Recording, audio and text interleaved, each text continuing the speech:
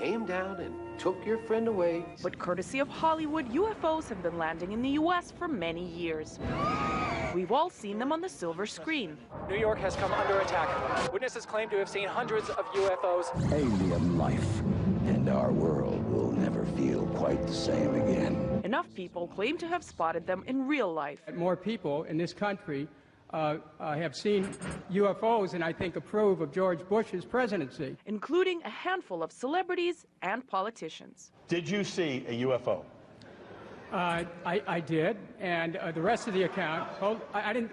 It was unidentified flying object. Okay, it's unidentified. I saw something. You don't know why. Nice Spy is a group of New York-based UFO investigators. A blow-up shows that it has a traditional flying saucer shape, but we don't know what it is. The ufologists are contacted by dozens of people every month, claiming to have had UFO encounters and wanting to find out more about what they had witnessed.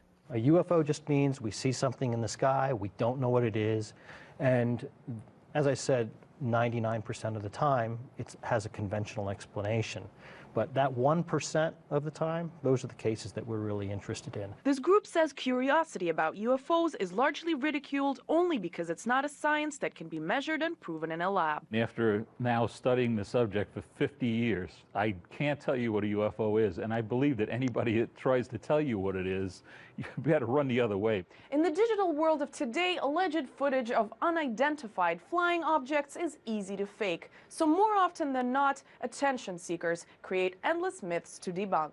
Most people immediately think you're talking about a spaceship, and that's the farthest thing from what they should be thinking, because it could be just about anything. Nice Spy visit locations, collect physical evidence, and contact airports for radar traces. An entire study was done on this particular case, which happened up in Saratoga Springs, which makes it a fairly credible case going after. But based solely on this picture, you would say, that's a jet. Abduction reports are a large part of the focus. It tends to be intergenerational. If it's happening to you, there's very compelling evidence that it's also happening to your parents, that it's going to happen to your children. Being swept up by unknown creatures is the most common story of close encounters consistently repeated throughout the world. They can come in through windows at night, and I don't mean crawling through windows. They tend to just kind of come through in a material sense. And there's always a craft that's nearby.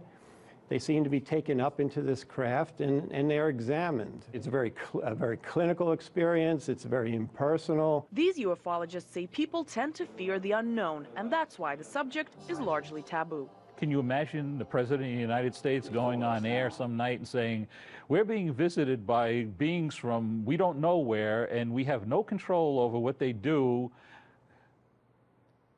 Thank you very much. Good night, folks. I mean, what would happen? I mean, people would panic. They'd go crazy. After all the years of research, even for these UFO investigators, more questions than answers remain.